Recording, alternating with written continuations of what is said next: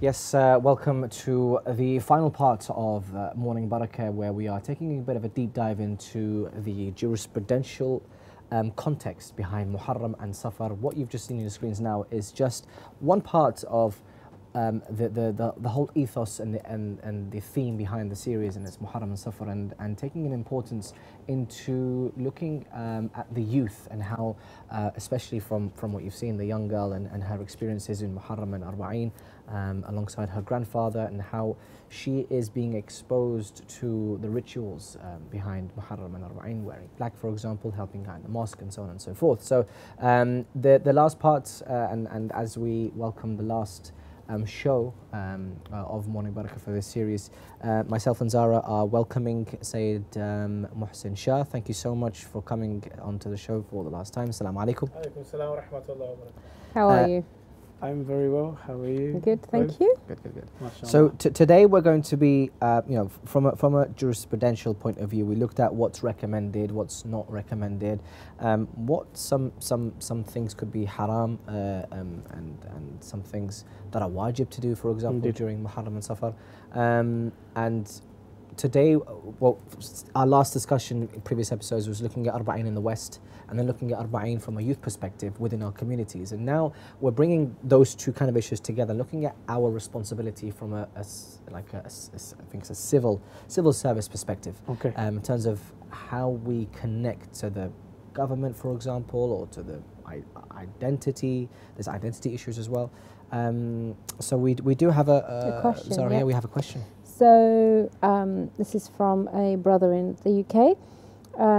Dear Sayyid, can you please tell me the Islamic ruling on whether it is permissible to work in a job to do with the government, such as policing, military, medic, etc.?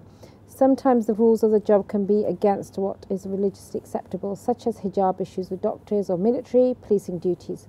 And they've given an example of arresting someone via military duties. Please do advise. Yeah. Just again, the quite a lot in that in terms of the question, but I think the main thing is there's a couple of questions that we can gain from that, I think, Zahra. So first of all, is it permissible to work in a job that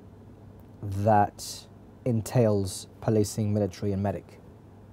And For the government. those kind of jobs, Yeah. not just those. And then we'll talk about the specifics in terms of what these jobs entails, because some people say actually working for the police is actually haram because you're helping the government and the government is corrupt and so on and so forth. So can you shed some light on that? Bismillah ar-Rahman ar-Rahim. In terms of policing, or whether it is NHS, or whether it is medics to do with policing medics and military medics, and also whether it is career in the military, most of these are acceptable, except for the military. You have to go and ask your marja, speak to them in regarding your case, and get permission from your marja if it involves frontline action, or whether it involves using what we call weaponry or any sort of arsenal to fire, and even to kill someone. You have to speak to your marja in regards to that, or your hakim shari, the waqil of your marja. Is that just because of a Western?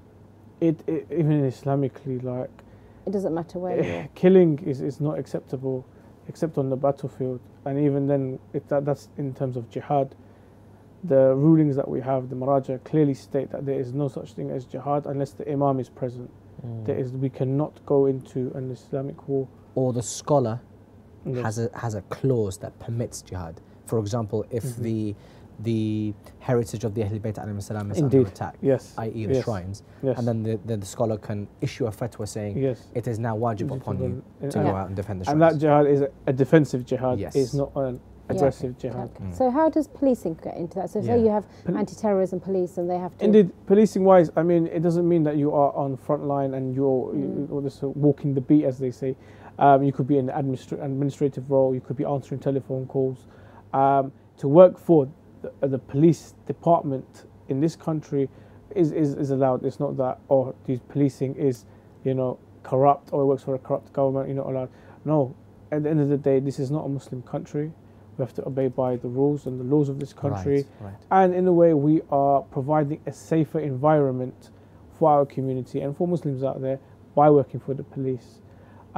When it comes to the job, now I managed to speak to my teacher, who happens to be also the representative of Sayyid Sadiq Shirazi, Hafidhullah.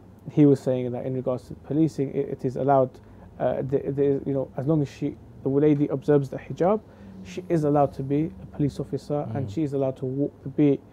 Ideally, it will be better if there was a male counterpart with her, a partner that can help deal with certain issues like arresting people and such.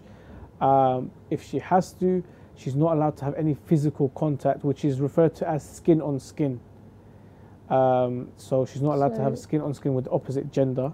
If you have to arrest a thug on a estate, yes. At that point, is she going to think about, oh, I mustn't touch him skin on skin? You know, she's Mashallah, got a duty through her. Yeah, the police department have issued pepper sprays, so I'm sure she'll be able to apprehend anyone at a distance. I mean, if you really want to be practical though, because she's going to say, sorry, my manager said, let me spray you. It's accountability, isn't there? If we look at jurisprudentially, there are certain. I'm sure you can get away with wearing gloves if you are to wear gloves. You will be able to do your job properly and not have to worry too much about the ahkam rules that apply to you doing your job. Ideally, you want to be transferred, or you want to just deal with females.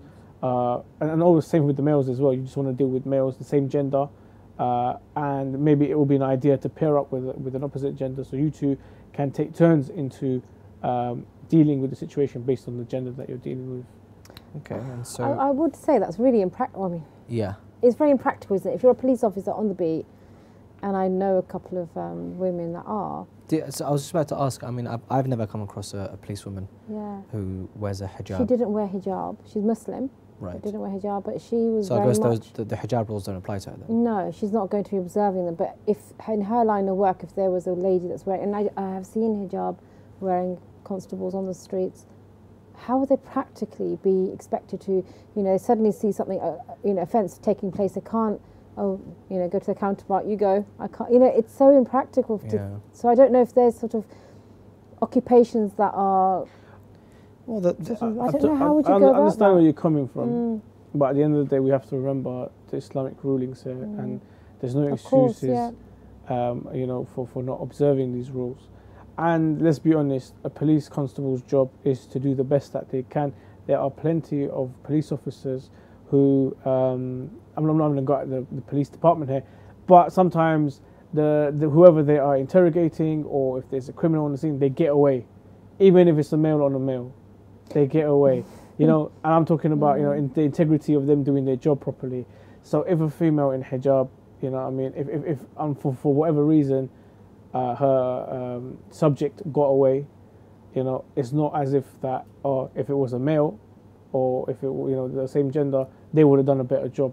And if in these circumstances, if these things like this do happen, they have a system that they play by. They have like a protocol where they would radio in, okay, I'm on this, suspect in pursuit, and this location, and ask for backup, and that's their job. That's what we're talking about the police here, and let's not get into the the difficulties we have of calling them into emergencies. But so this person's asked about medics. Yes, I was just about to move on. And there are criteria that obviously it's better, and obviously you've explained it much better than I will. But for instance, you can't have if a female patient requesting a male female practitioner, and then so forth, opposite gender. So there are criteria that are definitely. I mean, in the West, we're quite fortunate that it's not just Muslims, but it's also other communities, Jewish, Christian, Hindu, Sikh, and even atheists, that would prefer a same gender doctor to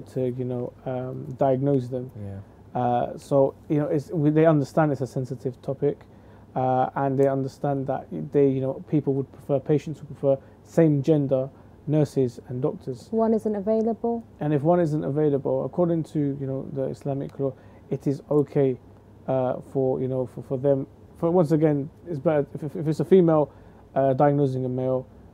That's perfectly fine. I mean, if they're just discussing and they're talking, if there needs to be a physical inspection, it's better to bring in a male. But if not, the female is allowed to, on the basis of medicine and the basis of treatment, it is allowed. Once again, gloves should be worn, and it goes without saying, but there has to be discrepancy, and there has to be like, no sharing of information of what I saw, and right. So while the medicine has a sort of a clause there, policing doesn't, whereas it's upholding the law. Yes. There is no clause there to say, okay, there are situations of exemption to the main law.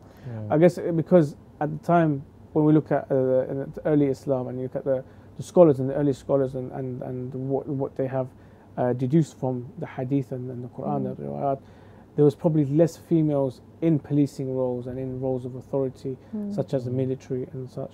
But there were more in terms of nursing and of treatment and of medicine.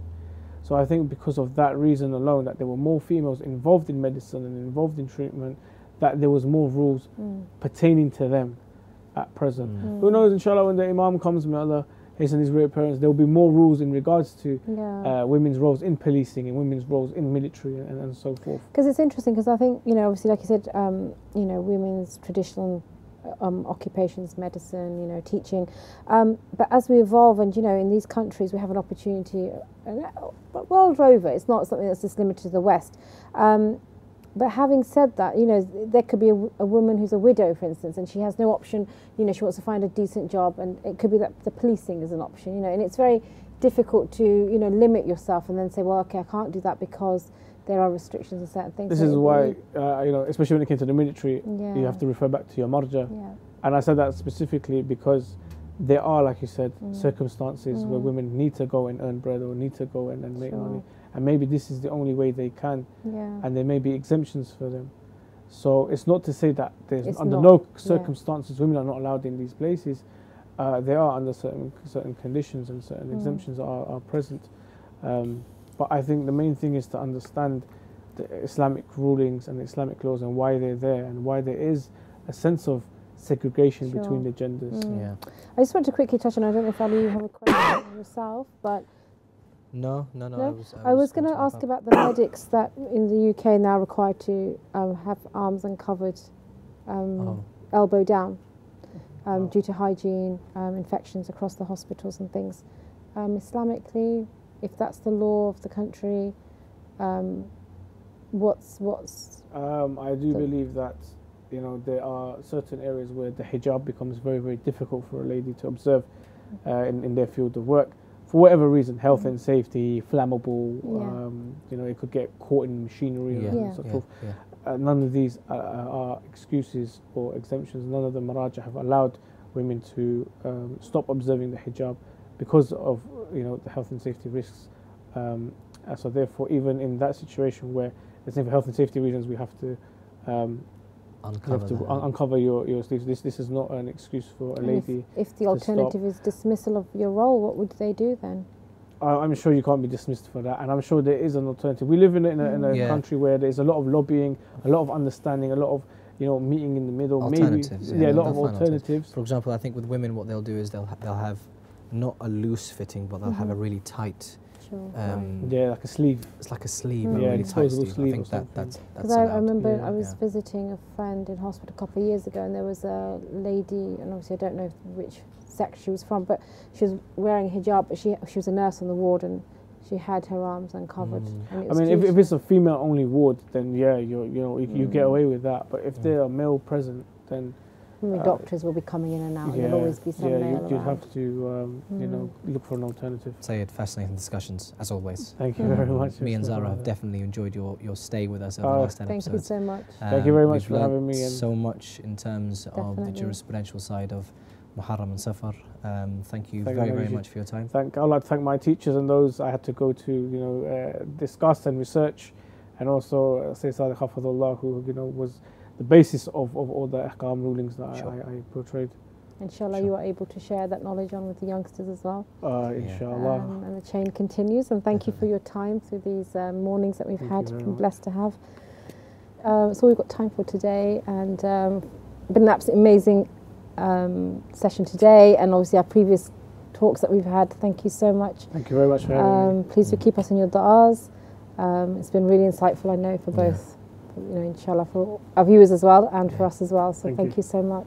Yeah, just to bring it all to a close, we thank the viewers for your participation, as well as we hope that from Imam Hussein TV's perspective that you've benefited from every single aspect when it comes to Muharram and Safar. What we wanted, the whole idea, the ethos behind that was to give you every aspect of Muharram, a better understanding of that. So from a jurisprudential point of view, from a social point of view, with the Dear Masuma segments, from a poetic and a recitation point of view, I had many interviews with Nouri Sardar and many other reciters as well. So we hope that you benefited, and on behalf of Imam Hussein TV, we'd like to thank the many different speakers and reciters that took part in the shows, as well as the backroom staff as well, for their hard work in ensuring that you get the best of the best when it comes to every aspect of Muharram and Safar. And as we are during the time of Arba'in as well, we'd like to pray to Allah subhanahu wa ta'ala to accept what little that we can offer in the way of Imam Hussein alayhi salam.